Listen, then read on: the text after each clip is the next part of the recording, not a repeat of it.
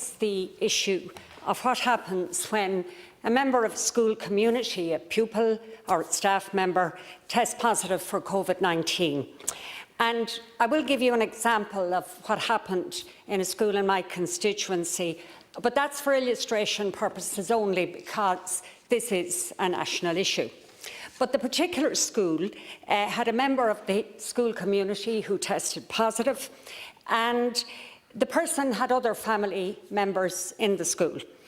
It took 5 days from contacting their doctor to getting the results of the test. But in the meantime, all members of that family self-isolated from the time that the doctor referred the person for the test. Now, the test result was then communicated to the principal the next morning, and the principal immediately contacted the HSE. Now, despite the best efforts of the principal, it took 5 hours, in other words, the rest of the school day, for the HSE to respond. Now, in the meantime, the principal naturally was anxious, so he spoke to his staff members and discussed what they would do. When he received a call that evening from the HSE, they assured him public health was dealing with it. Now, at this point, it was 1 week from when the person developed symptoms. He was told by the HSE that he should not inform parents and that he should not have informed his staff. He was absolutely taken aback, but they insisted this was the advice. He then asked about perhaps a template letter for parents, and we spoke earlier about the possibility of a helpline. But he contacted the INTO and he did receive some assistance there. But in the meantime, the rumours started. He didn't inform parents, he was told not to, but as you can imagine, Taoiseach, it was the talk of the parish. The next day, people contacted the local radio station, which is what people do when they're looking for information. And the story was all over the place. So the principal, on the back foot, had to get on local radio and explain his actions. So my question is, Taoiseach, I know each situation is different. The Minister for Education told us public health takes over, but surely good, clear information and trust are crucial in these situations. A basic template letter, a helpline, whatever would really have helped. And if parents got some kind of communication from the school, ensuring full anonymity and abiding by GDPR regulations, that would have made a real difference. So, Taoiseach, again, I just want to ask you, is there any possibility that there can be a template letter, some national way of dealing with situations like this, and not leave principals in a situation who just don't know how to respond? First of all, I thank the Deputy for raising the issue. I think these are very important points.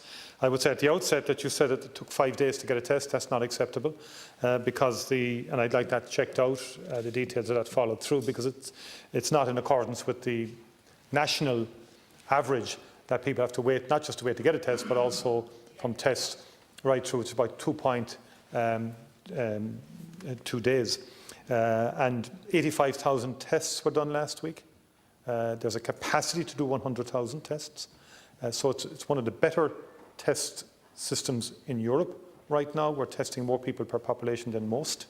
52,000 were taken in the community, 20,000 in acute setting, 13,000 serial tests undertaken.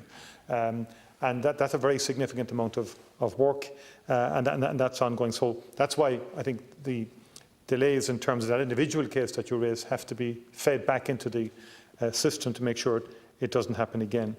A letter was actually issued to all schools, Deputy, last week, I understand, together with a HSE document titled Schools Pathway for COVID-19, the Public Health Approach, setting out the approach to managing isolated confirmed cases of COVID-19 within the school community, and also the principles that will underpin the management of outbreaks or potential outbreaks and the aligned testing strategy within an educational facility.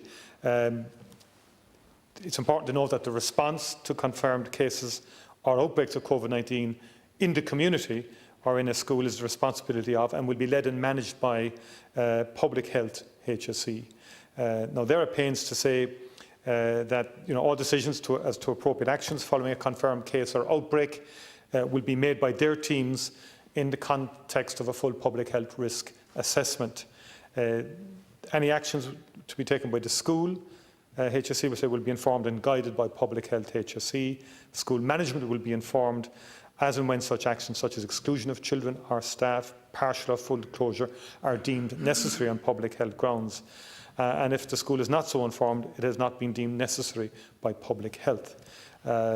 Again, HSE are saying, public health are saying, the definition of close contacts within a school will be variable and will be determined by a risk assessment that will take account of individual factors within each school or each class. It will not be automatically assumed that a whole class will be deemed as close contacts, and close contacts will be notified and advised to restrict their movements and present for testing on day 0 and day 7. Close contacts will restrict their movements for 14 days, even in the event that COVID-19 is not detected in both of these tests. Again, there's no blanket policy to test entire classes or years. The testing strategy will be aligned to the public health risk assessment, which may recommend widespread swabbing within a class or school under HSE mass testing procedures. Some of those have occurred. As I said, up to 3,000 would have been in various scenarios. The positivity rate, I understand, about 73, and I can check those figures again and send them to you. But a letter did go out, and essentially a template is out there. But of course, within that template, there are significant variables and discretion in terms of the risk as assessed locally on the ground by the Public Health HSE. Thank you, Taoiseach. And I suppose the issue I want to raise is the issue of communication. Clear communication, that parents know what's happening, that staff knows what's happening. I'm glad that some kind of template letter has gone out there. I think it will help, because in this situation, the principal was completely on the back foot. And if trust breaks down between a principal and parents, or between principal and staff, it is so hard to rebuild that. But I'm glad that we're making progress there, and that's an important issue.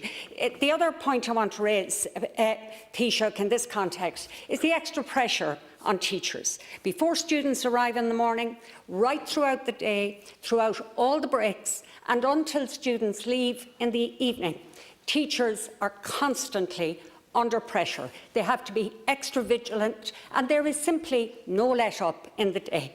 I've spoken to principals, not teachers, but principals, and they say there is a real risk of burnout in some of their staff. So my question to you is, would you look at working with the unions to look at the reality of managing and teaching in schools, so that, quite rightly, our schools can remain open but can be safe places for the whole community?